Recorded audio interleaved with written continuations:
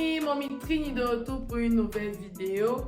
Ici, nous allons parler des 5 astuces pour demeurer en santé. Si cela t'intéresse, alors regarde-nous après le générique.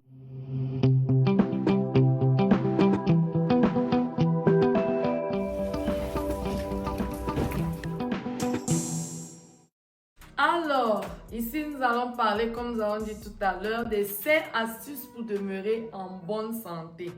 Ah, un thème très intéressant car beaucoup tombent malades. Même les chrétiens comme les païens tombent malades.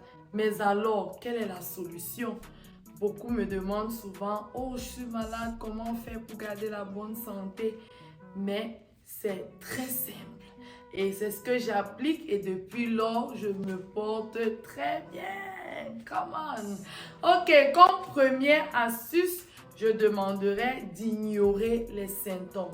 Ignorer les symptômes, pourquoi? Parce que la parole de Dieu nous dit dans Jacques 4, verset 7, « Soumettez-vous donc à Dieu, mais résistez au diable et il fuira loin de vous. » Alors, si tu ignores quelqu'un, cette personne va finir par se fatiguer. Ah, c'est la même chose avec la maladie. La maladie, c'est un esprit diabolique. Alors, lorsque ça vient, il faut l'ignorer afin qu'elle cesse d'opérer dans ta vie. Comme deuxième astuce, je dirais déclarer la parole de Dieu dans cette situation. Qu'est-ce que ça veut dire? Alors, il faut déclarer les versets bibliques qui vous encouragent à garder la bonne santé si la maladie persiste, si les symptômes persistent. Ok, nous voyons dans Proverbe 18, verset 21 qui nous dit « La mort et la vie sont au pouvoir de la langue, et ceux qui l'aiment en mangeront les fruits. » Alors, si tu aimes la santé, continue de déclarer la santé, continue de déclarer la parole qui parle de la santé, comme également Ésaïe 53, verset 5, qui nous dit « Par ses meurtrissures, nous avions été guéris. » Alors, si Jésus te dit que par ses meurtrissures sur la croix, tu as été guéri, alors la santé est gratuite pour toi. Pourquoi t'inquiéter? Continue de déclarer cette parole afin qu'elle prenne vie. Parce que la parole de Dieu dit que la parole est esprit et vie. Et c'est également une épée tranchante.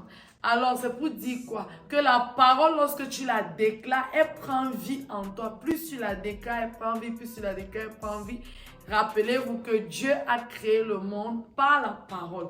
Lorsqu'il a dit que la mer soit et la mer fut. Alors, c'est pour dire quoi? C'est dire déclare la santé pour qu'elle soit réelle. Troisième point, je dirais manger sain et équilibré. Manger sain et équilibré comme Daniel 1, verset 12 à 13 nous montre comment Daniel a proposé à l'assistant du roi qu'il préférait manger les fruits, les légumes et boire juste de l'eau pendant 10 jours. Et alors, on allait comparer sa mine à la mine des autres. On constaterait qu'il a une meilleure mine que les autres. Alors, c'est conseillé, selon la parole de Dieu, de manger beaucoup de fruits et légumes. Et quatrièmement, je dirais, veiller dans la prière, accompagné du jeûne.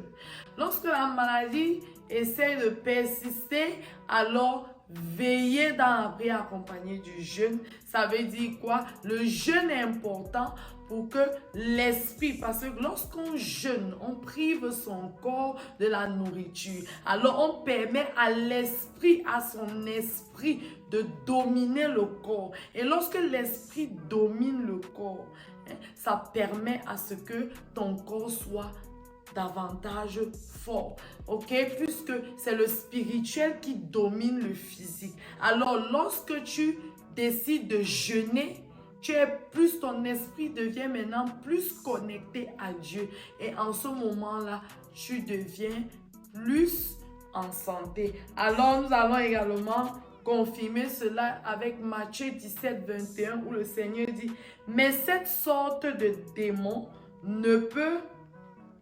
ne sort que par la prière et par le jeûne. » Alors, vu que la maladie, c'est un esprit démoniaque, il ne peut que sortir parfois par la prière et le jeûne. Si ce que nous venons de mentionner n'a pas réellement donné, il faut appliquer la prière et le jeûne pour aller. Et cinquièmement, je dirais pourquoi pas ajouter des exercices physiques. C'est vrai que la parole de Dieu ne nous parle pas autant sur ce sujet, mais si on regarde la vie des hommes de foi dans la parole, on verra qu'ils marchaient beaucoup, ils s'exerçaient beaucoup, ils faisaient de longues distances et ça n'a pas empêché qu'ils vivent longtemps. Comme Abraham, Moïse et bien d'autres. Qu'en est-il de toi? Au lieu de marcher, prends-tu le taxi, prends-tu la voiture, même pour aller chez un ami ici à côté. Alors pense souvent marcher, pense souvent courir. Ici la fin de cette vidéo. Si elle a été intéressante pour toi, pourquoi pas souscrire à toutes nos chaînes sur Facebook, Instagram, YouTube, TikTok sous le nom de Mommy Trini. Aimer et partager afin que l'évangile soit répandu et aider beaucoup d'âmes à ne plus tomber malades.